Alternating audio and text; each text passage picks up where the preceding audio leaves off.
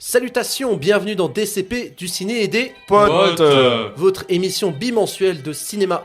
J'ai avec moi ma team de choc, Julien, Jérém, Fred, Salut. et un petit invité surprise que vous connaissez peut-être, Guess who's back? Bassem. C'est moi, bien sûr, c'est moi. Le gros de cet épisode portera sur Gladiator 2 de Ridley Scott. En rattrapage, Bassem et Fred sont allés voir La plus précieuse des marchandises, le dernier film de Michel Hazanavicius, et Bassem va aussi nous parler de Diamant Brut, qui je crois était passé à Cannes. Ouais, exactement. En deuxième partie, je vais vous faire jouer avec les vieux réalisateurs et réalisatrices, et Bassem est le détenteur de la carte Joker. Et comme d'habitude, on commence l'émission par... Bah dites-moi les gars, j'ai oublié. Les news. Ah bien vu, bien vu, bien vu. Ah oui, c'est vrai. C'est quoi ta news, Julien? Petite news locale, je vais vous parler du cinéma Le Méliès à Montreuil qui organise avec l'association Culture Relax des séances qui s'appellent Ciné Relax, et ce sont des séances adaptées aux personnes souffrant d'handicap, donc handicap moteur ou handicap physique. Et donc une fois dans le mois, le Méliès en fait fait une séance. Donc pour ces personnes-là, vu que ça va être des séances qui sont un peu plus libres, on va dire, donc où les gens peuvent parler, où beaucoup de bénévoles viennent assister les personnes présentes. Ces séances-là sont aussi ouvertes aux personnes non handicapées qui peuvent y assister, donc évidemment avec quelques règles qui sont dites avant, puisque la séance est un peu plus animée du coup, vu que tu as des profils qui peuvent avoir tout type d'handicap. Et voilà, donc c'est l'association Culture Relax qui existe depuis un moment, et qui fait aussi ces séances-là dans plein de cinémas, hein. C'est pas qu'à Paris, c'est dans toute la France, et je trouvais ça intéressant d'en parler. Voilà. Ok, Jérém. Moi, je vais vous parler d'une bande-annonce qui est sortie il n'y a pas si longtemps que ça. C'est le remake, on va dire, live action du film Dragon qui vient de sortir. On avait eu déjà quelques images où tout le monde s'était dit, mais c'est les mêmes plans. Et donc, la bande-annonce a confirmé ça un peu, hein. Tout le monde est en train de se dire, bah, c'est les mêmes plans que dans l'original, donc... Est-ce qu'il y a un intérêt à ce que ce film sorte? Voilà. Et du coup, je sais pas si vous l'avez vu ou si vous avez vu. Ouais, j'ai vu les images, je vois Et pas l'intérêt. qu'est-ce que, mais... voilà, et qu'est-ce que du coup. Déjà, je vois pas l'intérêt les films live action, genre Mufasa, je vois pas l'intérêt. Quand tu peux faire de la très belle animation, pourquoi faire du live action dégueulasse? Après, pour le Roi Lion, c'est que de la 3D, donc voilà. Mais même pour Dragon, t'as un film d'animation qui est très bien. Pourquoi tout simplement. Bon, bah après, c'est le même réalisateur. Au moins, on peut pas dire que voilà, c'est quelqu'un qui a fait le travail d'un autre, mais c'est lui-même qui, si c'est un saccage, il saccage son propre héritage, on va dire.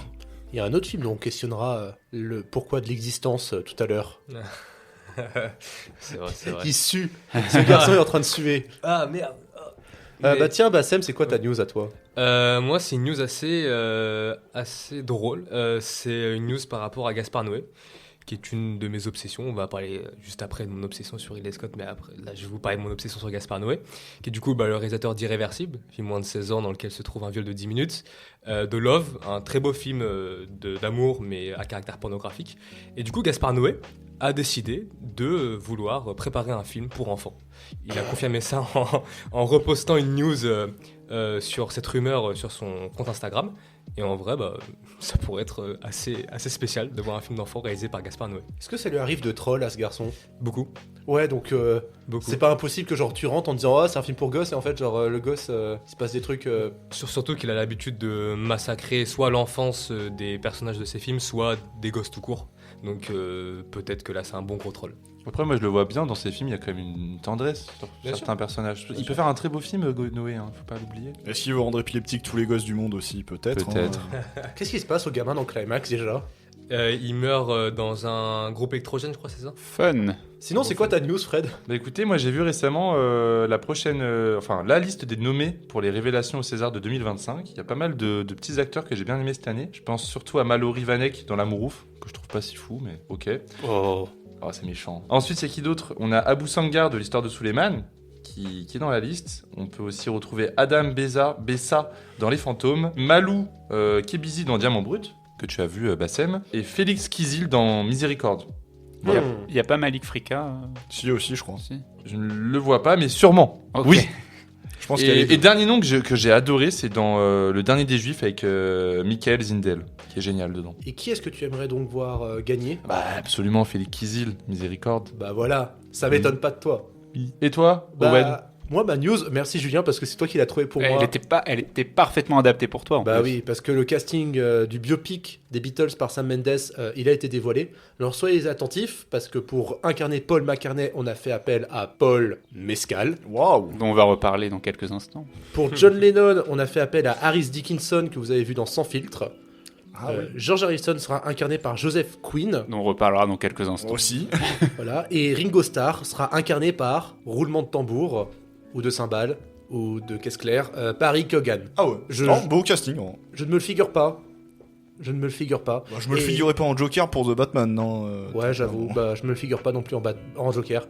Mais du coup, je rappelle que ce film-là, ce sera 4 films individuels où chacun portera sur le point de vue de chaque Beatles. Donc c'est un gros truc. Non, je trouve ça intéressant qu'il se lance dans une grosse fresque comme ça. Bon, il avait fait entre 1917, il a fait Empire of Light depuis, mais que j'ai pas vu. Ça va pas durer 4 heures le biopic Bah non, ça va être 4 films séparés. Ah, 4 films, ok, d'accord. Voilà, c'est un Ça, projet. T'en auras pour 8 heures. Donc c'est un projet bien foireux. Et en parlant de projet bien foireux, on n'en croyait pas nos yeux et on a cru pendant des années qu'il ne le ferait pas. Bah si, il l'a fait. Ridley Scott a réalisé une suite à Gladiator premier du nom, qui est sorti il y a déjà 24 ans. Donc là, avec en tête d'affiche, on a Paul Mescal, Pedro Pascal, Denzel Washington. Voilà, Scott il réalise la suite de son péplum culte et il vient nous redire en face alors c'est qui le patron? Et du coup c'est qui le patron? Je prends cette cité pour la gloire de Rome. Tu as quelque chose en toi, une rage. Ne t'en défais jamais. Elle te portera jusqu'à la grandeur. Tu m'appartiens. Mais quelle tête puis-je t'offrir qui saurait apaiser ta fureur? Le général fera l'affaire. Rome à tout prix. Mais j'aurai ma vengeance. C'est Ridley Scott. C'est tout ce que j'ai à dire, c'est Ridley Scott. On va développer plus tard, mais c'est trop un boss. Des années après avoir assisté à la mort du héros vénéré Maximus aux mains de son oncle, Lucius est forcé d'entrer dans le Colisée lorsque son pays est conquis par des empereurs tyranniques qui gouvernent désormais Rome d'une main de fer.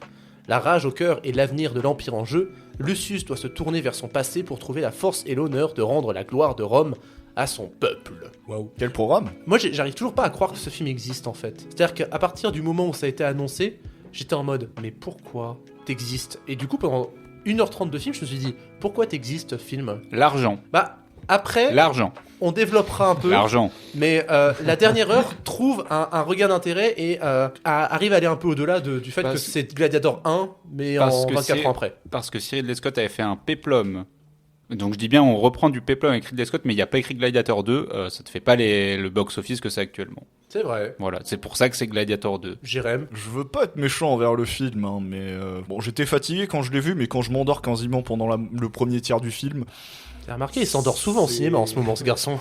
j'étais peut-être dans un mood qui a fait que j'étais peut-être pas à fond dans le film et que du coup le premier tiers j'ai quasiment rien bité à ce qui s'est passé. Ça t'a pas réveillé les singes?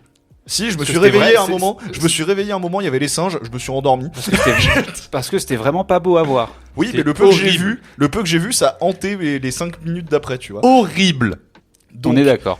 par contre, une fois que j'étais bien réveillé, je dois avouer que j'ai trouvé que le rythme du film était quand même assez bon et il me maintenait assez en haleine. Mais voilà, je suis pas émerveillé comme comme je l'ai été lors de mon visionnage de Gladiator. Comme Bassem l'est.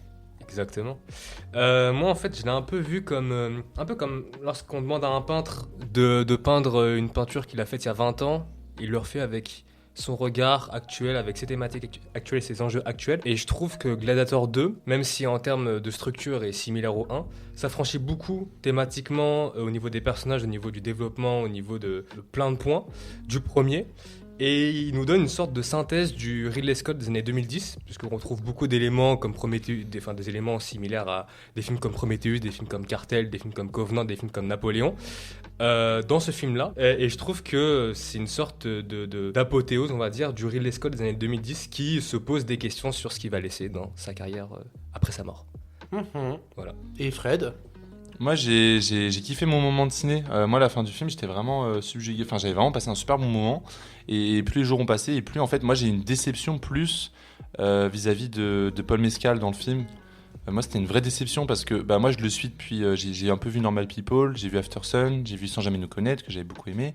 Et Paul Mescal, du coup, là, il a une persona, il a un truc à lui qui est de jouer des personnes en souffrance qui ont comme un corps un peu pathologique, vous voyez. Et j'aimais beaucoup ça. Et en fait, je trouve que dans Gladiator, tu le sens qu'il l'a pris pour ça, mais qu'il le pousse pas à bout, en fait. Je dis juste un truc, en fait, je pense que ton problème, c'est qu'il devient bankable et qu'on va le voir faire autre chose. Mais vas-y, frère Julien.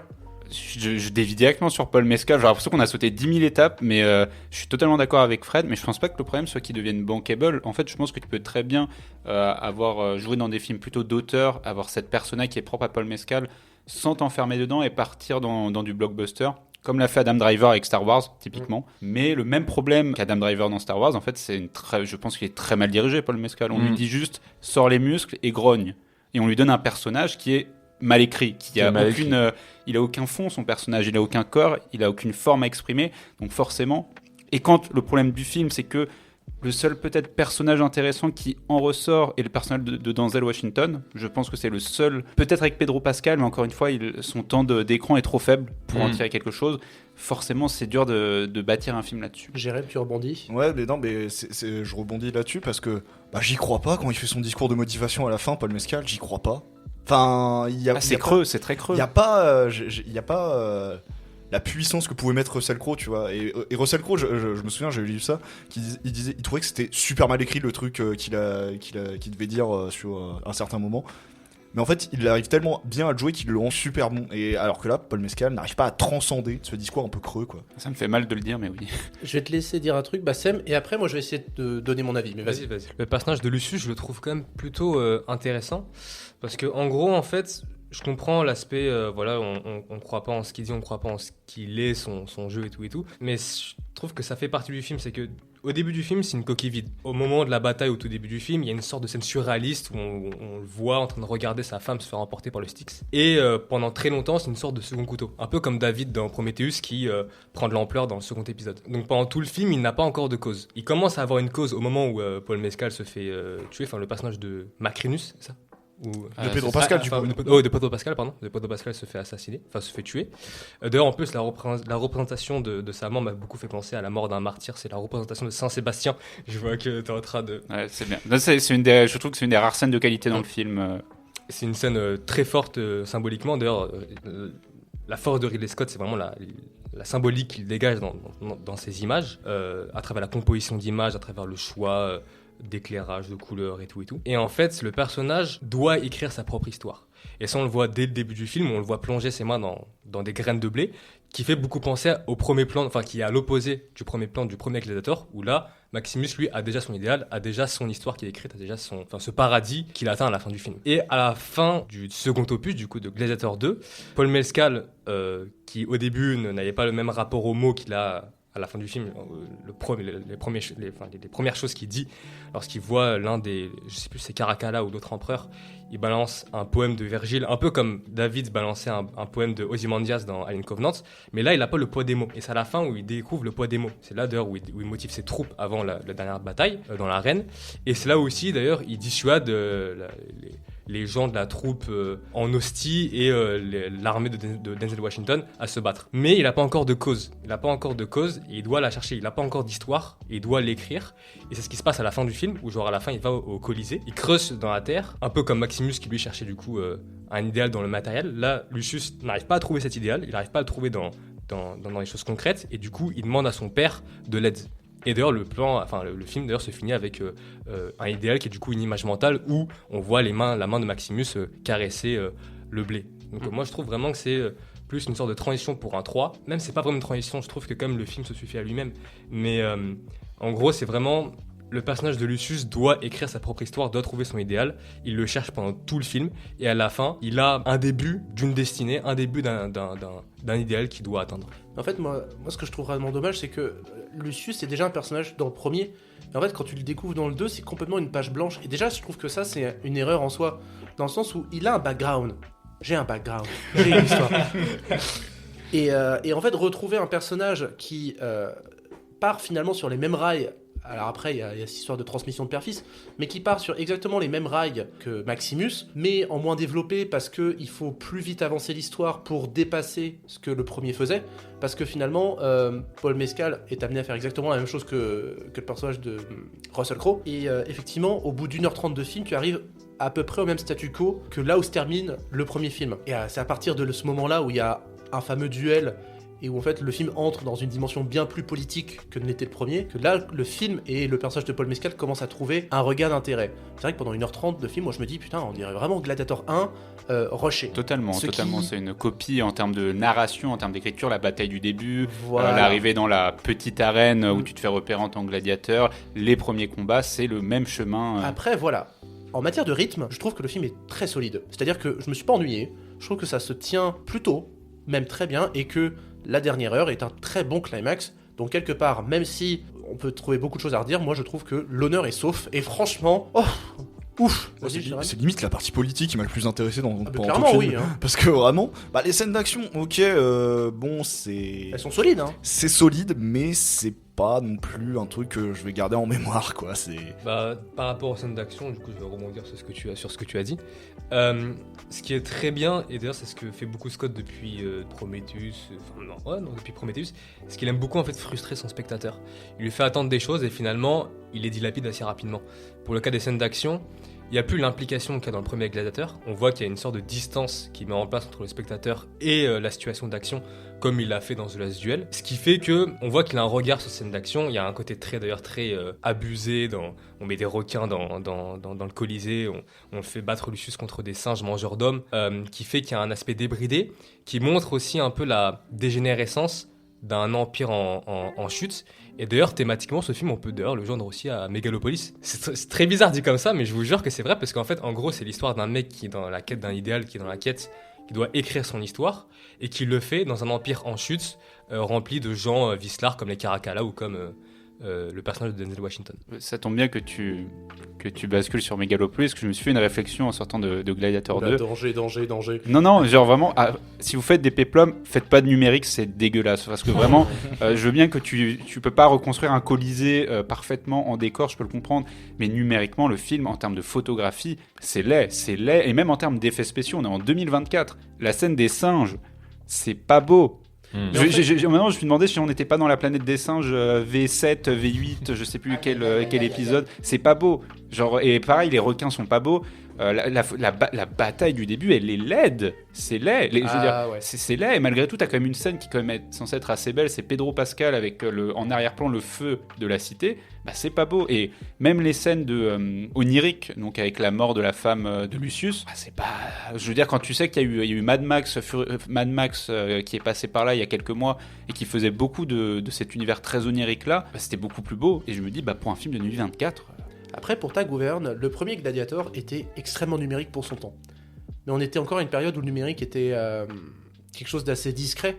Mais voilà, le premier Gladiator, quand tu le regardes de plus près et que tu le remets dans son contexte, c'est extrêmement numérique. Et ce que je trouvais incroyable avec le premier Gladiator, et d'ailleurs je l'ai pas dit, mais moi c'est un de mes films préférés, c'est à quel point genre c'est un péplum moderne. Bon, maintenant il a 25 ans, donc il a pris un peu de la gueule.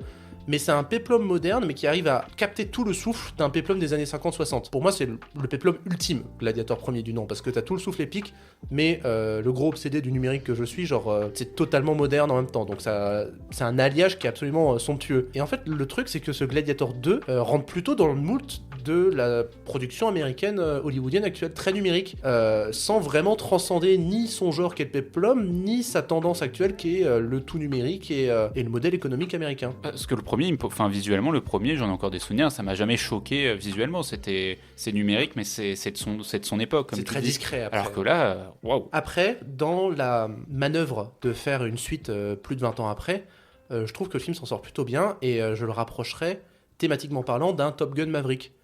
C'est-à-dire que, je suis pas d'accord, thématiquement parlant, après je suis pas un grand fan de Top Gun Maverick, mais je trouve qu'il y a une forme de continuité et de re-questionnement de la poursuite et du projet qui paraît vain de prime abord. Je suis pas du tout d'accord, parce que moi je trouve que Top Gun Maverick, pour le coup, arrivait Enfin, ce qui est intéressant, c'est que je trouve que le premier, si tu prends les deux films, Gladiator 1, bon film, sa suite mauvais, Top Gun 1, mauvais film, sa suite très bon. C'est comme ça que je le vois. Et Le truc du premier Top Gun, c'est qu'il était très ancré dans les années 80, que ce soit dans son idéologie, donc vraiment cinéma très réganien, film macho, etc., mais assumé dans ce qu'il était. Et pareil, je trouvais que ça a très mal vieilli les effets spéciaux du premier Top Gun. Or, je trouvais que Top Gun Maverick, il arrivait à garder cet esprit qu'avait le premier, donc qui est quand même très ancré dans les années 80, tout en le modernisant. Le lissant peut-être un peu. Même pas, c'est pas lisse, tu sens jamais un lissage, tu es vraiment dans Non, mais l'esprit Top Gun. sur des enjeux politiques, j'entends. Même pas, je trouve pas, parce que je trouve que tu as cette scène dans Top Gun Maverick de la plage, avec la musique et tout, ça pourrait totalement venir de Top Gun 1, mais il l'intègre en fait avec beaucoup de finesse et de subtilité, et en le faisant de manière très intelligente. Et je trouve que Top Gun 2, Top Gun Maverick, du coup, il était pas il marchait pas dans les pas du 1, il arrive vraiment à s'en différencier. Là où je pense que le problème de Gladiator 2, pourquoi on dit tous que c'est cette partie plus politique, plus thriller finalement, qui est intéressante, parce que c'est le moment où Gladiator 2 devient un peu unique, c'est-à-dire qu'il marche plus dans les pas du premier. Toutes les premières parties du film, c'est une copie du 1. Et je trouve que même ce qui vient tuer cette deuxième partie, c'est d'avoir besoin de ressusciter l'esprit de Maximus. Donc déjà, comme tu disais avec Lucius, on a obligé de repartir à zéro, de faire une sorte de révélation qui est assez ridicule pour le coup, sur la paternité qui était le père de Lucius. Et ce besoin il faut récupérer l'armure, faut s'ancrer toujours dans le premier. Il n'y avait pas de nécessité à faire ça. En fait, on aurait pu faire un Gladiator 2 qui ne gardait du nom que Gladiator, parce que économiquement ça aurait mieux vendu, parce que c'était le même réalisateur, mais en créant une histoire purement à part entière, quoi. Je croyais que tu voulais rebondir. Ah non, je vais rebondir sur ce que tu as dit, Wayne, par rapport au fait que ça t'a fait penser un peu à Top Gun Maverick. Bah déjà, je pense que oui, il y a un peu l'aspect un peu méta entre guillemets du questionnement de la suite à travers l'héritage, que ce soit l'héritage de Mark Howard, l'héritage de Maximus chez Lucius. Après, moi, je trouve que le 2 en fait, ça franchit quand même du 1 sur plein d'aspects. Déjà, il ajoute une intrigue beaucoup plus politique. Ces personnages sont beaucoup plus complexes. Il y a moins cet aspect. Et pas tant que ça, je trouve. Hein. Si, le personnage de Lucius, c'est même pas, c'est une sorte d'anti-Maximus, c'est un personnage qui ne croit en rien, qui n'a plus rien, qui est une coquille vide, et qui prend de l'ampleur progressivement. Toutes les séquences de Commode et son combat contre le Sénat dans le premier, c'est des choses qui forment des enjeux politiques très, très gros dans Gladiator. Dès le début, tu as cette idée de coup d'état avec le personnage de Pedro Pascal. C'est ancré dès le début, le côté politique du Gladiator 2. Dans le premier, ça s'immisce dans une intrigue de vengeance avant tout. Mais là, il y a vraiment cet aspect aussi dans la structure. La première partie, c'est vraiment que des batailles, et après il y a l'intrigue politique, puis après il y a la bataille finale. L'intrigue politique prend vraiment genre de la place dans le milieu du récit, jusqu'à du moment où Pedro Pascal se fait choper par Caracalla et son frère, et le moment où il meurt, et après l'arrivée de Denzel Washington et tout, et le fait que le frère de Caracalla élit le singe et Denzel Washington. D'ailleurs, en plus, c'est intéressant parce que Scott montre bien d'ailleurs qu'il y a un aspect très cynique dans ce qu'il fait maintenant, c'est que il met des dégénérés en tant qu'empereur, il met un singe en tant que... l'un des personnages élit un singe en tant que consul. Et il montre bien que vraiment, c'est une société dégénérée qui est similaire à la nôtre. D'ailleurs, même aussi, parler juste en partie, un petit peu des scènes de bataille, après je te laisse la parole. Les scènes de bataille, comment il les dilapide, comment il met un écart entre le spectateur et ce qui se passe. Il y a moins d'application que dans le premier Gladiator. Fait que on voit qu'il a un regard sur ce qu'il montre, on voit qu'il a un regard sur le divertissement actuel, et que c'est quelque chose qui ne l'intéresse pas, qu'il trouve stupide. C'est pour ça d'ailleurs qu'il dilapide toutes ces séquences d'un coup, et qu'il joue sur notre attente à la fin, en ne mettant pas une bataille finale à la fin, et en mettant Paul Mescal faire un discours pour dire vous battez pas et tout. Non, moi je voulais rebondir sur le fait que tu parlais que ce premier Gladiator c'était une histoire de vengeance, et quand t'as dit vengeance, j'ai fait attends, d'où vient tout ce truc au départ de Gladiator 2 ? Il veut se venger de la mort de sa femme, et je suis désolé, moi j'ai aucun attachement au personnage qui meurt, donc du coup son combat au début il m'attrait pas plus que ça, quoi. Mais ça c'est parce que le film explique assez vite que ce sera pas l'enjeu du film, ce sera la politique. Et c'est pour ça aussi qu'à un moment donné tu te dis Paul Mescal on s'en part un peu les couilles dans ce film, parce que finalement son histoire de vengeance c'est pas le nœud du film. Est-ce que je m'en... Non mais c'est parce qu'en fait je rebondis ce que tu dis, parce que le concept du 1, alors je l'ai plus totalement en tête, mais elle a beaucoup de sens, la vengeance de Maximus, parce qu'il y a la vengeance qui est liée à sa femme et son fils, elle est très construite, mais il y a la vengeance aussi qui est liée à Marc Aurèle, parce que la trahison, il subit une trahison, on tue sa famille, mais on tue aussi son maître d'une certaine manière. Sa famille ça a du poids, parce qu'il dit ça fait 5 ans qu'il fait de la guerre, il a bien envie de revoir sa femme et son gosse. Je trouve que c'est un vrai sens en fait, la construction de Maximus, c'est là quelque chose. La construction de Paul Mescal, elle est très artificielle malheureusement. Je trouve que la construction de Paul Mescal, elle est intéressante parce que c'est un personnage qui n'a plus d'identité. Là où Maximus avait encore son identité avait ses valeurs, avait son idéal qui était du coup le matériel, tout ce qu'il y a en fait sur son plastron, ses pains, sa femme, son fils et ses chevaux. Paul Mescal, lui, il en a pas, il est vraiment dans un entre-deux entre paradis, entre au-delà et réalité. À chaque fois, il fait toujours ce rêve récurrent où il voit le Styx, où il est dans ce monde visuellement gris avec ces personnages un peu étranges avec leur capuche qui prennent sa femme et qui l'emmènent au Styx. Ce qui fait que il n'a pas d'attache matérielle, ce qui fait que ces causes de combat font qu'il n'y a pas, c'est des causes vides. Et c'est au moment où Pedro Pascal meurt que là il a un déclic. Ouais, je trouve qu'il a le déclic vachement rapide parce que 5 minutes avant, Pedro Pascal il lui envoie sa lance dans la gueule. 5 minutes après, oh non, je ne te tuerai pas, nous sommes amis. Et là, c'est là que tu te rends compte des maladresses du scénario. C'est Scarpa, c'est ça? Oui, le scénariste de Napoléon. Alors après, pour Napoléon, l'honnêteté m'oblige à dire, j'ai pas vu la version longue, donc je dois laisser le bénéfice du doute. Et je sais que Bassem a dit que voilà, mais moi je me dis, ça fait 2 films, je vois Scarpa au scénario, 2 films où je vois que le scénario est pas très bien écrit, où c'est très bancal. Mais c'est ce que je voulais mettre en exergue aussi, c'est le fait que la question c'est... quelle est la place de Scott dans l'histoire et dans la manière dont tout ça est structuré. Et en fait, quand je regarde le film, j'ai bien l'impression de voir du Scott en tant que réalisateur, mais le scénario, je suis perdu.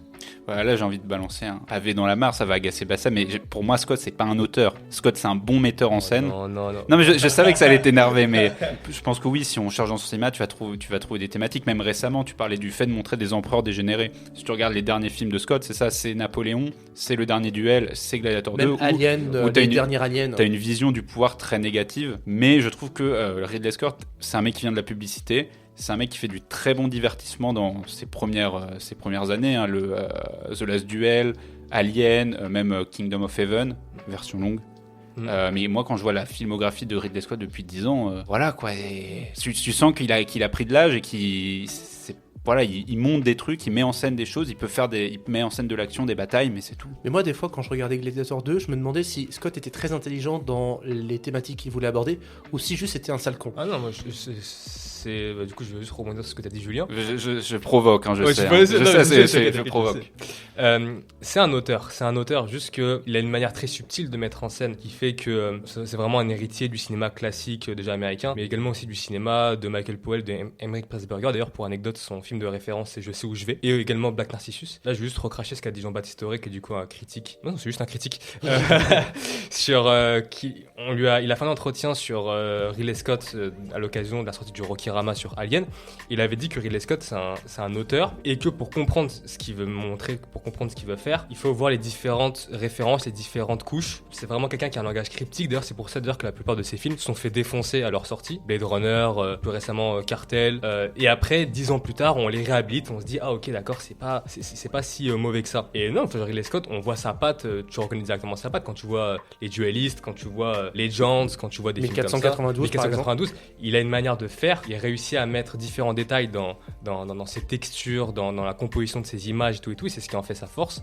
Et tout se trouve en fait dans les symboliques de ces images. En fait, l'intrigue est une chose. Dans Blade Runner, c'est ça, en fait, l'intrigue est plutôt simple, mais tout est enrobé de symboliques, de représentations à la fois issues de références picturales et cinématographiques, et également aussi des représentations purement scottiennes, qui fait que en fait tu comprends qu'il y a différentes couches d'interprétation, et voilà. Mais effectivement, c'est un très bon plasticien, mais je vérifie en fait, il a écrit qu'un seul scénario de long métrage dans sa vie. C'est lequel? Prometheus. Oh, ça va aller. Alors, si vous voulez, on pourrait faire un débat parallèle en disant que moi je vous dis que Prometheus c'est un chef-d'œuvre. J'aime beaucoup Covenant est un chef-d'œuvre aussi. Mais non. Pardon, non. Covenant, Attends, quel mot? Je ne voulais pas de ce débat. En quoi c'est un chef-d'œuvre? Attends, je voulais juste te dire ça avant. On doit finir. Non, je voulais juste dire avant ça, tu parlais de réhabilitation des films de Scott. Je ne réhabiliterai jamais Alien Covenant. Pour moi, c'est un des pires films que j'ai jamais vu. Pourtant, il a été réhabilité après Romulus. Prometheus et Covenant. C'est normal, c'est tellement plus nul que Prometheus que. Ah non, genre non, après Romulus. Ah, après Romulus, pardon. Il a été réhabilité, celui-là et Prometheus ont été réhabilités. Covenant, je le réhabilite jamais dans ma vie. C'est un très grand film. Et si tu veux, après l'émission, je t'explique pourquoi c'est un grand film. Les personnages, ils sont cons, attends. Mais parce que Ridley Scott, ils s'en foutent de ces personnages maintenant. D'ailleurs, c'est ce que dit Jean-Baptiste Auré dans son entretien. Il dit, lui, ce qui l'intéresse, c'est l'androïde, c'est David. Le reste, c'est que la chair à canon. Bon, après, là, on va passer dans un débat parallèle. Je pense que Owen, il faut qu'on ne peut plus. Voilà. Mais, si tu vois, on peut en parler après. Moi, je dirais juste que. Ton Joker, fais-le sur Alien Covenant, là. Paul Mescal, c'est de la chair à canon?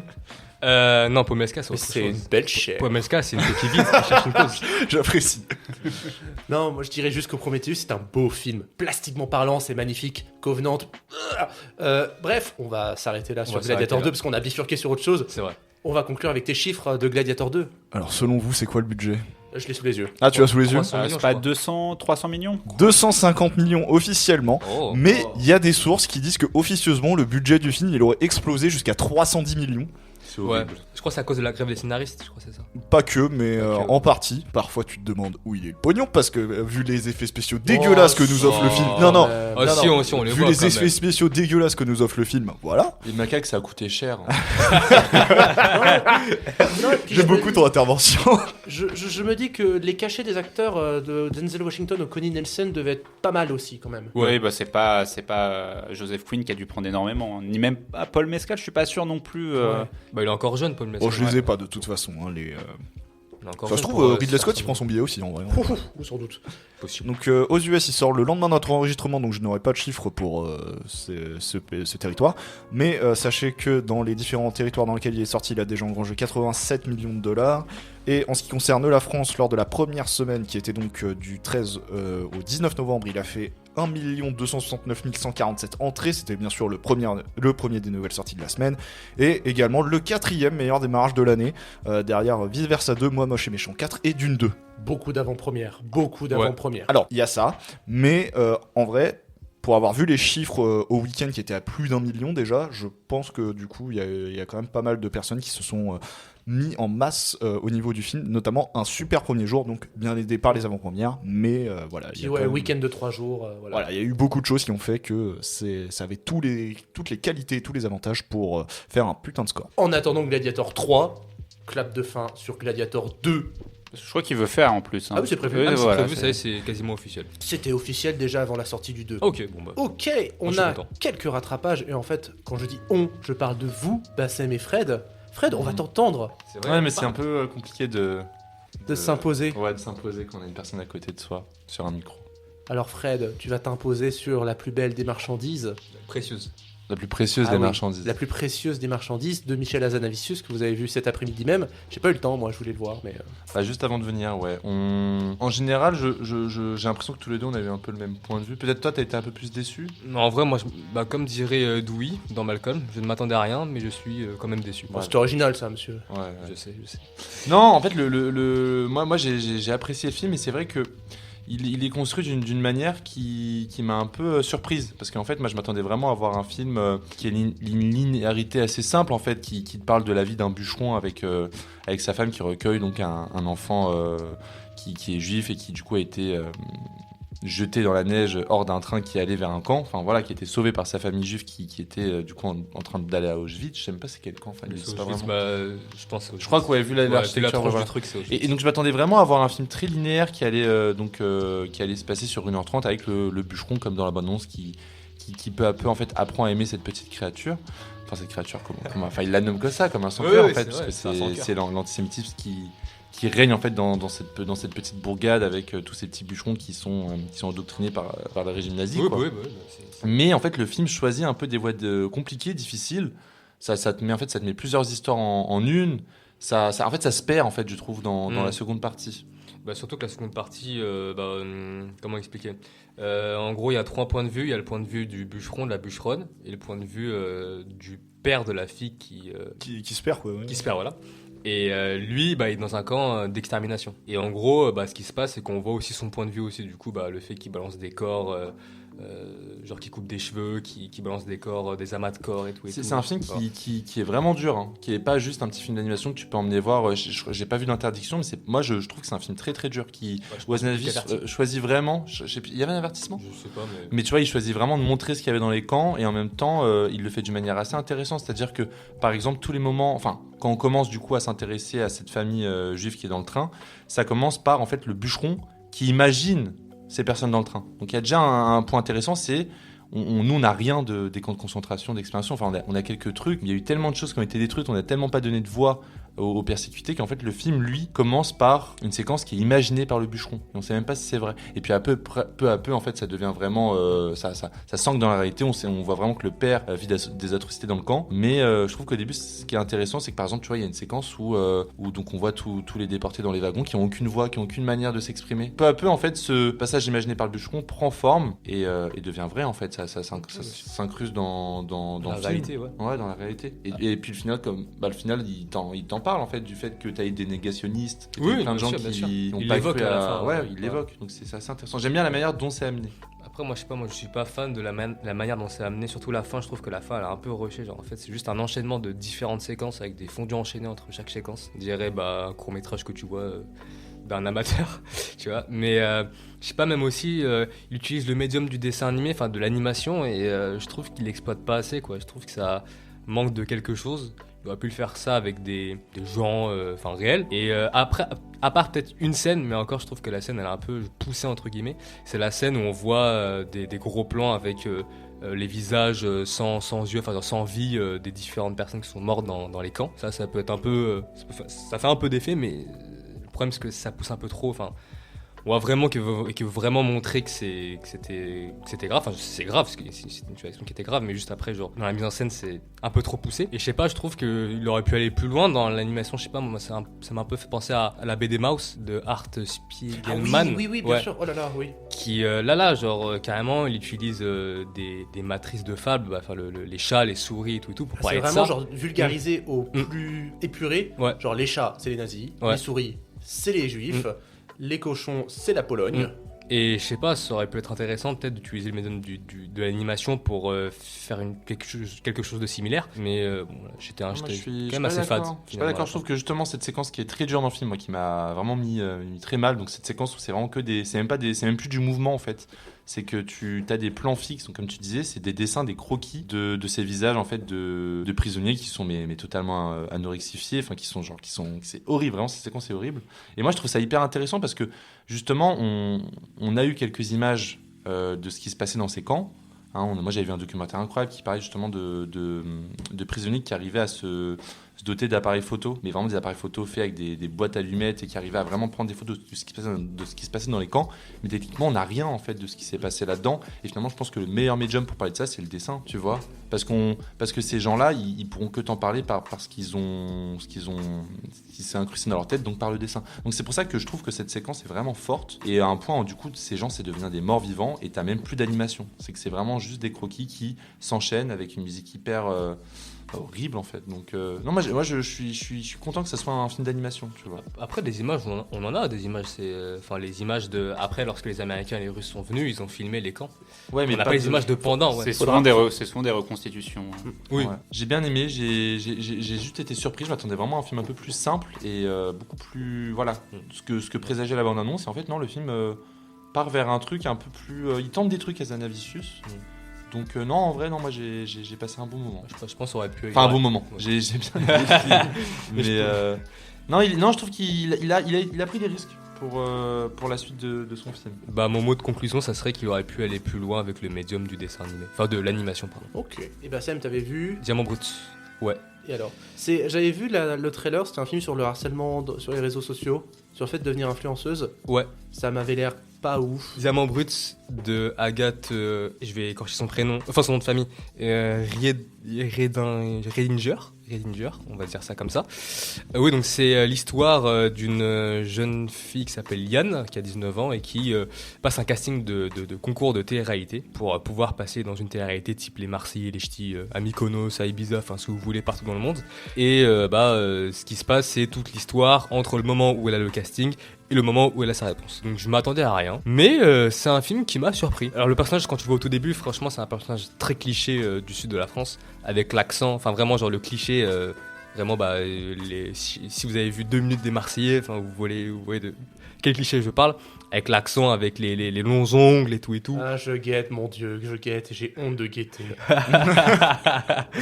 vraiment genre Et au début, on se dit ok, donc c'est très cliché. Et après, plus le temps avance, plus on voit son rapport au corps, son rapport, enfin du coup, sa situation sociale, familiale et tout. Et plus en fait, on voit que la réalisatrice n'a pas de jugement envers son personnage. On passe vraiment d'un cliché à quelqu'un vraiment à qui on s'attache à la fin. Plus le film avance et plus on s'attache au personnage. Le film traite vraiment de ce rapport au corps, parce que le personnage du coup veut faire des chirurgies, mammoplastie, même aussi au niveau des fesses, etc. On voit aussi sa situation sociale, le fait que c'est pas une situation très stable. D'ailleurs, la plupart des personnes qui font des télé-réalités, je vais peut-être dire une connerie, mais je pense pas que ça doit être des personnes qui ont une situation stable. Je sais pas. À mon avis, je pense à ceux qui passaient à la télé il y a 10 ans, genre les Marseillais ou les Ch'tis. Ouais. Je pense qu'aujourd'hui, c'est des grosses merdes. Hein. Oui, non, mais c'est des grosses merdes. Ils ont eu leur fame du moment, ils ont gagné des cachetons. Genre, avant, je pense peut-être avant la fame. C'est un bon premier film. Il y a peut-être un aspect un peu trop, peut-être un peu poseur, entre guillemets, même si c'est pas si dérangeant que ça, mais qui casse un peu l'aspect réaliste des situations et tout. Quelquefois, des scènes un peu comme des rêves qui arrive pendant le film. Et même aussi le développement du personnage, de sa relation avec un des gars avec qui elle a un crush et tout. C'est un peu long, on sait pas où ça va, mais sur l'aspect ne juge pas les personnages et genre le traitement du corps et de la situation sociale du personnage, je trouve que le film est intéressant, que c'est un bon premier film. D'accord. C'est très rare un bon premier film, mais là c'est pas mal du tout. En vrai, regardez-le en vrai, il est pas mal du tout. Est-ce que Reservoir Dogs c'était un bon premier film? Après, il y a des exceptions à la règle, mais. Il y aurait moyen de faire un bon jeu là-dessus, tiens. Ou un joker. Ce sera ton joker, mais pas tout de suite, parce que on va bifurquer vers la deuxième partie de l'émission, composée de mon jeu et de ton joker, et ce sera mon jeu d'abord. J'étais éberlué dans l'épisode précédent par l'âge de Clint Eastwood, et j'ai vu le jury 2 depuis, je trouve ça très bien. Et du coup, je me suis dit, qui est le réalisateur à avoir fait le film le plus vieux? Enfin, qui est le réalisateur le plus vieux ou la réalisatrice à avoir fait le film qui est le réalisateur ou réalisatrice qui a fait le film en étant le plus vieux? Voilà. Bon sang, j'ai du mal. Bref, ce sera un jeu où je vais vous donner le nom du réalisateur et le nom de son dernier film. Et à quel âge il l'a réalisé? Actuellement, vous devez deviner à quel âge il a fait ce film. D'accord, c'est pas mal. Pas mal. C'est estimation un peu du coup. De l'estimation, totalement. Et puis de toute façon, il y a des réalisateurs que vous connaissez, d'autres que vous connaissez pas forcément. Parce que de temps en temps, je vais vous donner la date du film aussi. L'année de sortie du film, c'est assez important. Allons dans le plus obvious, par exemple, Martin Scorsese, avec Killers of the Flower Moon. Quel âge avait-il quand il a fait ce film? 85. 81. Je crois qu'il vient d'avoir 82. Bien vu. Il avait 81. C'est l'année dernière. Et le 2, c'est pas estimé là C'est une fourchette. Ouais, tu donnes une fourchette. Après, il a donné la bonne réponse, Julien, donc. Il a donné la bonne réponse. C'est vraiment pour le jeu, hein. Je compte pas les points, les gars. Paul Verhoeven, quand il a fait Benedetta, il avait quel âge? 83. Moi, je dirais plus. 88. 78. 76. Wow, vous avez tapé haut, les gars, il avait 82, hein. Bah, j'étais à 83. Oui, donc toi, t'étais bon, mais 96, il est pas si vieux que ça. Non, j'ai dit 76. 76. Je t'ai entendu dire 96. Ah non, 76. Je confirme, il a dit 76. Et Miyazaki, quand il a fait Le Garçon et le Héron, il avait quel âge? 85. 77, allez. 83. 86. Il avait 82. Ah ouais. Donc j'ai bien été le plus près. Alors ça c'est un peu rigolo. Connaissez-vous le réalisateur Fernand Dansero? C'est qui? Non. Bon, il faut savoir que c'est surtout un réalisateur de documentaires et il a fait une trilogie de documentaires qui s'appelle... c'est la trilogie de la vieillesse et son dernier film s'appelle Le vieil âge et l'espérance. Et à quel âge il a fait? Parce qu'il en a de l'expérience dans la vieillesse. 99 ans. Allez, abus. 88, allez. 90. 93. Et il a sorti son dernier film à 91 ans. 90, t'étais le plus près, Jérém. Encore, ouais. Tiens, Claude Lelouch, cette année, il sort un nouveau film. Ah, il vient de le sortir, ouais. Il vient de le sortir, finalement, avec Cadmerade. Et il a quel âge, Claude Lelouch, du coup? 85. 80. 82. 84. 87. Ah ouais. Putain. Tiens, et James Ivory, vous voyez le réalisateur, James Ivory. Oui. Son dernier film qui a fait pas mal parler à Cannes, il me semble, il y a quelques années. Il y a 2 ans. Un été afghan, donc ce film Un été afghan. Et il a quel âge, James Ivory, au moment où il sort Un été afghan? Oh, il est vieux, lui. Oh, il est vieux, lui. Le jugement. Je crois qu'il est vieux, lui. 75. Il est proche de la mort, lui. 75, c'est pas si vieux que ça quand tu vois les chiffres qu'il y a eu juste avant, tu vois. Je pense qu'il a 87, lui. 85. 88. 94. Oh oui, Mais moi aussi, j'ai halluciné en voyant son âge. Bah, c'est le même âge que Eastwood, non, maintenant? Il a 94. Bah ouais. C'est ça. Non, ouais, c'est ça. Eh Fred, t'aimes bien Claire Denis? Ouais. À quel point Claire Denis est vieille quand on réalise Stars at Noon en 2023? Oh, elle est pas si vieille pour moi. Elle a genre 70... 73. 75. 71. 73. Fred, 77. Tiens, et Jean-Jacques Hano aussi. Jean-Jacques Hano, Quand il a fait Notre-Dame brûle, c'est il ça y a 2 ans, voilà. 83. C'est un vieux, lui. 78, allez. Ah ouais, ok, bah je vais dire 81. 80. Il avait 79. Oh Vous avez du mal à taper pile. Parce que Martin Scorsese, Julien, tu l'avais, tu vois. Mais tu l'as eu parce que tu le savais, tu vois. Vous n'avez pas réussi à trouver pile poil. Jodorowsky, tiens, Alejandro Jodorowsky. Son dernier film est sorti en 2019, qui s'appelle Psychomagie, un art pour guérir. Et il avait quel âge 80, 87. 84. Ah non, même plus. 89. 88. Et Bassem, 90, allez. il avait 89 ans tout pile. Ouais, enfin. Alejandro Jodorowsky a exactement le même âge aujourd'hui que Clint Eastwood, c'est-à-dire 94. Alain Cavalier, t'aimes bien Alain Cavalier Ah, toi j'aime bien là. Et bah, à quel point il est vieux, Lui, Alain il est Cavalier. vieux quand même, il est vieux. Il a fait L'Amitié de l'année dernière. Ouais, que j'ai vu. Et à quel point il est vieux. Ah, il est vieux quand même. Hein. Je pense pas qu'il est dans les 90 comme. Ah. Allez, bah 90, allez. 87. 88, allez. 89. 92, les gars. Oh. J'ai pris beaucoup de noms. Je vais sauter un peu ceux que vous connaissez pas en fait. Mais par exemple, Fred aussi, tu connais Roy Anderson. Ouais. Ah, on l'aime bien. Ah, lui, il va pas finir loin, lui, hein, parce que lui, l'alcoolisme, tu connais. Moi, Je suis encore choqué qu'il soit encore en vie. En fait, mais, moi, je suis épaté par ce mec-là parce que dans mon esprit, c'est pas un vieux monsieur. Pourtant, son premier film est sorti en 70. Bah oui. Une histoire d'amour suédoise. Et son dernier, qui n'est que son 6e, à vrai dire, L'éternité, est sorti en 2019. Il avait quel âge quand il a fait L'éternité? Ah putain, moi dans ma tête, je pensais pas qu'il était dans les 70-80, tu vois, là. Bah 70, je dirais, donc 76. 80. 76, allez. 78. Jérém, t'as copié Fred. Et t'as copié Fred dans la bonne réponse, puisqu'il a il avait pile Mais 76 non. ans au moment de sortir L'éternité. J'ai même pas capté qu'il avait dit 76.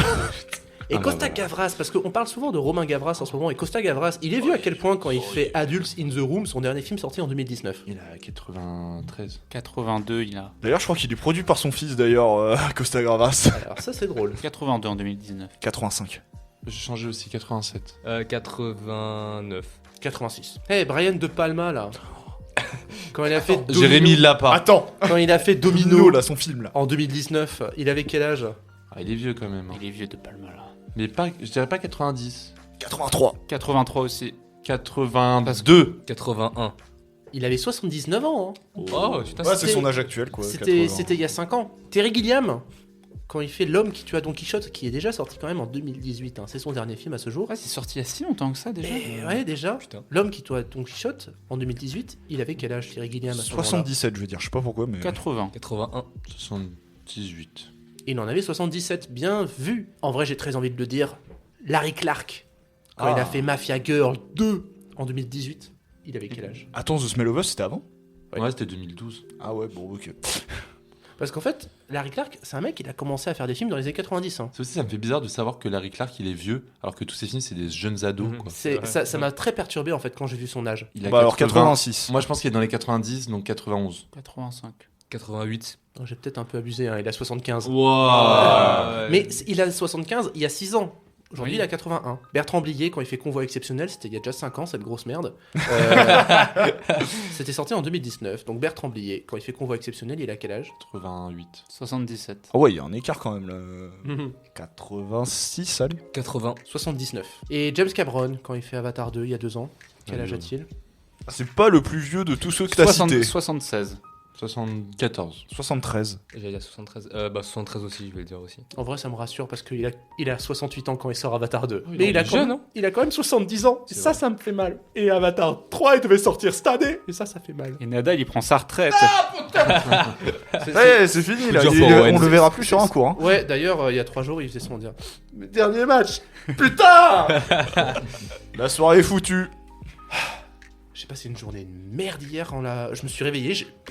Voilà, c'était terminé. Bref, excusez-moi. Tu feras des matchs caritatifs, t'inquiète. Excusez-moi, j'ai. Ça va hanter le CP pendant quelques temps. Ouais. Ça. Ouf. Bref, Bassem. Oui. Est-ce que par hasard ton Joker parle de Nadal?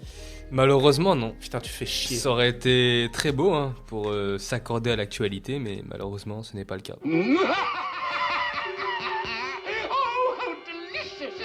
C'est une autre question que je me suis souvent posée. Et du coup, j'ai envie de vous la poser à vous, comme une colle, pour que vous puissiez répondre avec moi, tous ensemble. Vas-y. Comme une problématique en philosophie. Hein. Une récompense, donc une palme, un Oscar, un César, une Mostra, ce que vous voulez. est-elle vraiment utile pour la postérité d'un film ? On avait déjà évoqué un petit peu la question. Ouais, sur la légitimité. Voilà. De la festival et de la critique. Et même, il y a de ça 1 ou 2 émissions quand on a parlé de. Bon, c'est revenu, c'est un débat oui. qui revient, mais on va pouvoir conclure. Quand on a parlé de la Palme d'Or. Tout Sur bonnement, les ouais. chiffres de la Palme d'Or sur Fahrenheit 9/11, sur un truc comme ça. Vous pouvez répéter la question ? Une récompense est-elle vraiment utile pour la postérité d'un film ? Non. Non. Parce que ça, si on parle vraiment de cette question-là, est-elle utile ? Utile, non. Il y a plein de films qui n'ont jamais été récompensés et qui sont considérés comme des chefs-d'œuvre ou qui ont marqué l'histoire du cinéma. Je sais pas, on dit toujours Kubrick n'a jamais gagné d'Oscar. Pourtant, aujourd'hui, c'est vrai. Kubrick, on va pas remettre en... Peu sont ceux qui remettent en question ses films.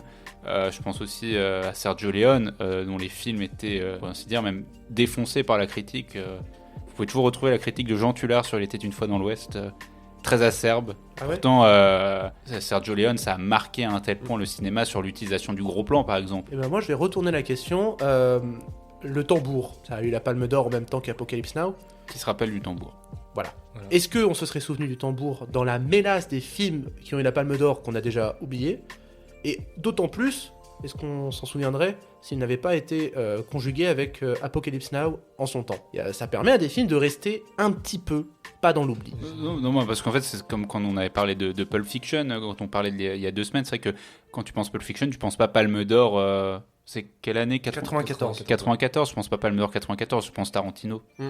Donc je pense que oui, tu as des films qui n'ont pas besoin de leur récompense, mais il y a certains films, oui, leur récompense, ça les aide à trouver un public au cinéma, ça les aide à...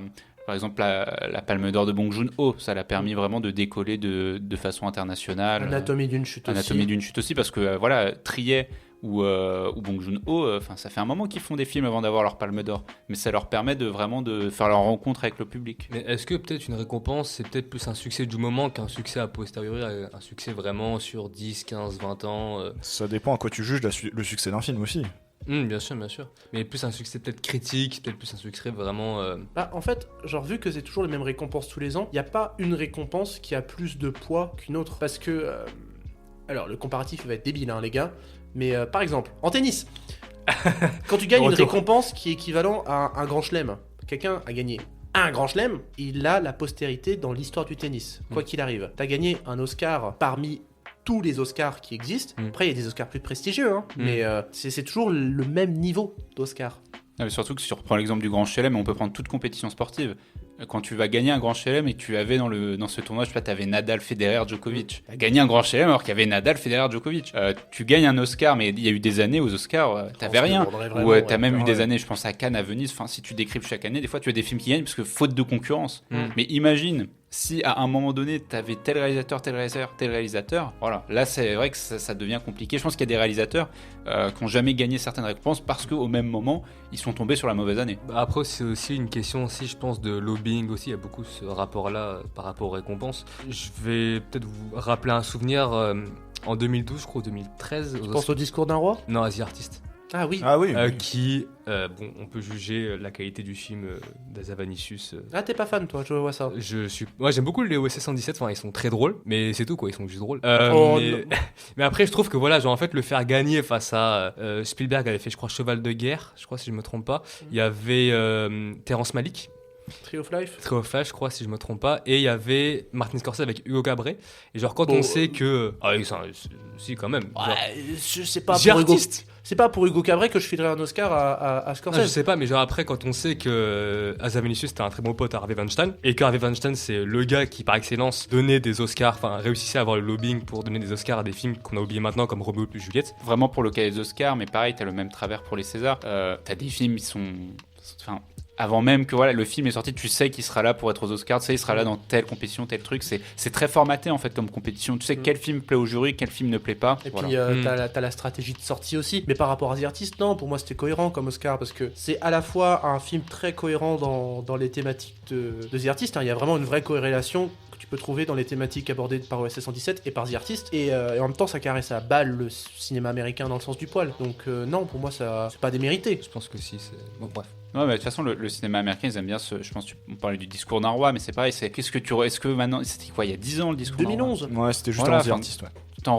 à l'époque, tout le monde en parlait, c'était le discours d'un roi, mais parce que c'est des films très formatés pour les Oscars, t'as un côté, voilà, c'est du biopic, il y a un côté un peu social, et ça parle d'ascension. Ça marche toujours aux Oscars, ce genre de film. C'est comme, c'était Spotlight Green Book aussi, il avait. Spotlight aussi, en vrai. Mais j'aime beaucoup Green Book, hein, je trouve ça super, mais tu sens que ce sont genre des films, ils marchent parfaitement pour les Oscars. Ouais, mais le discours d'un roi, quand en face t'as Inception, The Social Network, Toy Story 3, franchement. Non, j'avoue, Toy Story 3, Inception, même The Social Network. D'ailleurs, en plus, on voit d'ailleurs que c'est vraiment le succès d'un moment. C'est que le discours d'Aran, on en parlait à l'époque. Moi, je me rappelle à l'époque.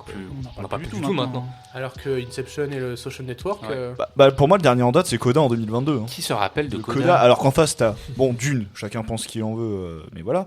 T'avais quand même le Guillermo del Toro, t'avais Drive My Car, t'avais Don't Look Up, qui pour moi ont plus de poids dans mon esprit cinématographique que Coda. Alors que j'ai vu Coda. À part être un remake de La Famille Bélier, voilà quoi. Mais... Le truc de Coda, c'est que peu de monde l'avait vu en fait. Donc tout le monde était un peu en mode pas le calculer en fait. Ça a été diffusé en France même. Sur Apple TV, je crois. Ah ouais, voilà, c'est pour ça. En France, il a pas été distribué. Hein. Et c'est un film américain Oui. film. Oui, Ah c'est bah, le je trouve remake que américain de c'est La très, Famille oui. Bélier. Parce qu'en fait, oui, c'est très américano-américain les Oscars. Même si tout le monde les regarde, c'est vraiment genre, ils récompensent vraiment soit des Américains la plupart du temps, soit des films vraiment américains. Bah là, ils ont changé parce qu'ils ont pas arrêté quand ils récompensent Parasite par exemple. Oui, des exceptions, bien sûr. Mais tu vois, là, on parle beaucoup des Oscars, des Césars, on a parlé de la Palme d'Or, mais des festivals comme la Berlinale, comme Venise. La Mostra. la Mostra de Venise. Alors après, là, on est quand même dans des festivals très, très européens. Mais je réfléchis par exemple à des festivals un peu moins prestigieux. Bah, il y a toujours Sundance, toujours, mais pareil, il y en a beaucoup qui disent que Sundance c'est très formaté. Ouais. Moi j'aime beaucoup Deauville, parce que je trouve que c'est là où tu as le cinéma indépendant américain, c'est là où tu as vraiment ce qu'il y a de mieux pour, dans le cinéma américain, mais je pense que chaque festival, chaque chose a son type de film qui ressort. Mais après, c'est le festival, c'est surtout un tremplin aussi. Il y a cette notion de la tremplin, et ça permet au film par la suite à faire sa renommée. Et c'est pas nécessairement genre waouh, ce film-là est resté dans la postérité parce qu'il a eu Deauville. Justement, j'allais recentrer sur le fait de la postérité qui était quand même la question de base. À l'inverse, il y a des films, t'aurais pas été les voir s'ils avaient pas gagné tel ou tel truc. Il y a ça à prendre en compte aussi. Tu le disais toi-même la dernière fois qu'on parlait des Palmes d'Or. Tu t'es dit, vas-y, je vais me mater une Palme d'Or parce que t'avais envie de voir ce que ça donnait. Mission, par exemple. Voilà. Et tu vois, Mission, je vais pas le retenir, je l'emmènerai pas sur une île déserte. Hein. Mais ça peut permettre à n'importe quel spectateur de se dire, bon, bah, il a gagné telle ou telle grande récompense prestigieuse, peut-être que du coup ça vaut le coup et qu'il est pas mauvais quoi. Bah après du coup là c'est vraiment du coup une question d'euphorie du moment, c'est que voilà le film a gagné telle récompense, du coup on va le voir, mais ça se trouve le film il est tout pourrave et on l'oubliera quoi. Après on oublie, mais le problème c'est qu'on parlait ça déjà avec la Palme d'Or, mais n'importe quelle récompense. Le jury est jamais le même. Les attentes et les envies ne seront jamais les mêmes. C'est-à-dire qu'il n'y a aucune cohérence à attendre entre la Palme d'Or 2018, celle de 2022, celle de 2024. C'est jamais le même jury. Ça, c'est plus pour les festivals. Tout ce qui est grande Ouais. cérémonie, bon, certes, le panel évolue, mais la base des votants reste à peu près la même. Hein. Après c'est aussi beaucoup une question de lobbying. Il y a vraiment une question de lobbying qui est très présente, surtout dans peut-être les cérémonies genre Oscar, César et tout, peut-être moins Palme d'Or. Mais vraiment, quelquefois on donne... un Oscar ou un César à telle personne parce que soit il a réussi vraiment à mettre en place pas un moyen de pression mais un gros lobbying qui fait qu'on a réussi à mettre son film en avant, soit parce que vu que ça fait 150 ans qu'il doit avoir un Oscar, on lui donne. Scorsese il a eu son Oscar pour Les Infiltrés, et là maintenant on le calcule plus du tout, et je pense que ça va être pareil aussi pour Nolan. Il l'a eu pour Oppenheimer. Et là on va plus du tout le calculer pour les 10 années Mais, qui suivent. regardez De Palma, il est persona non grata à Hollywood depuis des années. Il galère pour faire un film. Pourtant, les films de Palma, on n'a pas besoin d'une récompense pour savoir que. Je veux dire, Blowout, C'est excellent. Blowout, ça a été un flop total. Et Blowout, c'est incroyable. C'est un des meilleurs films, de De Palma et un des meilleurs films. Tout court. Voilà, tout court. C'est incroyable, Blowout. Même Scarface, il a floppé, c'est un film qui était très mal reçu, et pourtant c'est un film tellement avant-gardiste. Il a une énorme postérité. Bon, pas pour la bonne raison, il a sa postérité, mais. Pour ça, oui, raison. pour ça, oui et non, bonne raison et mauvaise raison. C'est vrai que chacun crée sa prospérité, c'est-à-dire que De Palma, on a pris du temps un peu à le considérer et à vraiment genre tisser une sorte de cohérence dans son cinéma et de se rendre compte que c'était vraiment extrêmement fort ce qu'il avait fait, tout en étant toujours mésestimé. Mais effectivement, genre t'as des parcours de réalisateurs et de films qui se font hors considération publique, critique et de festival et tout ça. Et après t'as des films genre le public suit pas, ou c'est juste la critique, ou c'est genre c'est curieux. Mais à la fin, c'est une sorte. En fait, ce qui un peu aide beaucoup les films, au-delà des récompenses ou autres, à être considérés comme des classiques ou de très bons films, c'est vraiment genre le retour d'un engouement. Quelquefois, c'est vraiment genre soit la sortie d'un film qui s'inspire d'un film qui est sorti il y a 10 ans, qui fait que le film qui est sorti il y a 10 ans est remis en avant, soit c'est vraiment peut-être une nouvelle génération de critiques, ou même aussi quelquefois c'est les spectateurs en tant que tels qui remettent en avant des films qui ont été détestés à une époque. Et c'est ça en fait la postérité. Je pense que c'est plus peut-être gagner, comme dirait Maximus dans Gladiator, gagner la foule. Gagner la foule plus qu'autre chose. Ouais, je viens de penser à quoi, la postérité des nanars. Ouais, moi, la plupart des nanars, c'était. Après, ça reste niche encore un peu les nanars. C'est un peu niche, mais la postérité fait que elle vient de ces spectateurs qui ont été dénichés ça, qui le remettent sur le devant de la scène, et après les gens suivent ou suivent pas. Mais est-ce que The Room, on s'en souviendrait si jamais il y a des gens qui n'avaient pas. The Room, c'est un cas à part, parce que The Room, immédiatement, c'est apparu au public comme un nanar, Ouais. et immédiatement, c'est devenu culte. Tu parles par contre de, je sais pas, d'un Godzilla, le fils de Godzilla. Le film a commencé vraiment à se faire remarquer dans les années 2000-2010, tu vois. Où on a commencé à se dire, c'est marrant, on va redénicher des vieux Godzilla ou des vieux King Kong qu'on a vu les cartons-pâtes qui, à l'époque, dans les années 70, s'en foutaient. Et aujourd'hui, on dit, c'est trop drôle, tu vois. Ouais, mais genre même des trucs genre Whitefire, Hitman le Cobra, enfin des trucs comme ça. Mais ça, c'est parce que les mêmes. Voilà, il y a ça aussi qui joue. Non, mais c'est vrai. Mais c'est une forme de postérité. Excuse-moi, t'en parlais c'est vrai. toi-même dans ton mémoire, le fait de m'aimer les films, il y a un truc qui fait qu'il y a une postérité à ce film-là. C'est Le nombre de fois où sans doute vous tombez sur un mème tout le temps sur Twitter, sur Insta, et un jour vous voyez un film, vous faites purée, il vient de là le mème. Le mème de Robert Redford qui regarde avec sa grosse beubare, qui regarde la caméra avec ce zoom, ça sort de quel film ? Je sais plus. C'est con, on me l'a dit hier. Mais, mais voilà, c'est un film de postérité, en partie par son même. Bien sûr, je vais citer Laurent Julier, qui a fait un bouquin qui s'appelle L'Audiovision, où en gros, elle explique que aussi la postérité d'un film, enfin, la réussite d'un film aussi peut être liée à des mimiques qu'on reprend, à des tons, à des dialogues et tout, qui font que les films deviennent cultes. Et les mêmes, c'est également le cas, là, c'est vraiment avec le pouvoir d'Internet. Et je rebondis juste un truc par rapport aux nanars. C'est vrai que du coup, il y a des nanars qui sont remis au goût du jour, parce que ils sont tellement dantesques, ils sont tellement abusés que ça en fait. C'est très drôle, mais aussi des films qui sont réinterprétés par rapport à leur époque. Je pense à Glendor Glenda de Ed Wood, qui est un nanar, enfin qui est considéré comme beaucoup comme un nanar, mais qui maintenant, vu que ça part d'un homme qui s'habille en femme, est beaucoup réinterprété sur la question de la transidentité, sur la question, les questions queer. Ah, ça c'est intéressant. C'est intéressant les mœurs qui évoluent et qui trouvent des sortes de réactualisation de choses qui paraissaient complètement hors cadre il y a longtemps. Mais ça c'est une autre histoire, parce que je trouve qu'on a pas mal bifurqué. C'est vrai. Je trouve que c'est très enrichissant. Toujours. C'est un échange très. De toute façon, c'est pour ça que j'aime beaucoup venir à chaque fois dans vos podcasts, c'est que c'est tellement super cool de pouvoir échanger sur des films et sur des sujets cinématographiques. On a envie d'écouter ça pendant des heures. Sauf qu'on ne peut pas enregistrer pendant des heures. C'est vrai, malheureusement. Parce que moi après j'ai du montage. Bon, c'est surtout même la fatigue, tout simplement. Claqué. On clôt le Joker, les amis ? Oui. Je le file. Mais du coup, on t'autorise à le filer ou pas? Ah oui, autorisez-vous à le filer. Le truc c'est qu'on avait planifié la suite, non ? Bah non, pas forcément. Ok. On peut déplanifier la suite. On peut déplanifier. Faisons freestyle. Julien, Allez. voilà. Entendu. Je te donne le Joker, je te le transmets. Bah, je crois que c'est lui qui l'avait de toute façon. Non, C'était Owen. Ah, c'était Owen. Oh, Je me le suis fait voler. Non. Mais c'est pas grave. Mais Alors, on fait un joker commun. Je tiens à dire que moi je me plains pas, j'ai eu qu'un seul Joker depuis le début de la saison. Ah ouais ? Mais merde. non. Mais je te jure. Tu seras le prochain. En même temps, on est à la 5e émission de la saison, je crois. Ouais. C'est pas beaucoup. C'est vrai.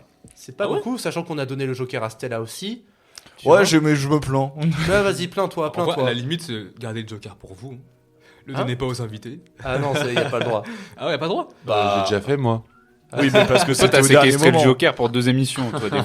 J'avoue, c'était fort. Il a pris en otage. Et bah, Julien, ce sera toi le futur Joker. Merci beaucoup. Félicitations. Merci Bassem. Merci Merci beaucoup, Bassem. Merci, Bah, Bassem. Merci Ton- à vous de m'avoir invité encore une fois. Ton apport sur Gladiator 2 était enrichissant, très universitaire. C'est vrai, peut-être très scolaire. Peut-être que ça plaira. Peut-être que ça plaira pas, peut-être. En tout cas, ça a Nous, apporté ça des nous a nouvelles plu. facettes au film. Bah, vous aussi, j'ai beaucoup aimé vous entendre parler du film. C'est vraiment enrichissant à chaque fois. Je précise à chaque fois que c'est enrichissant parce que c'est vraiment enrichissant. Écoutez le podcast. C'est comment ?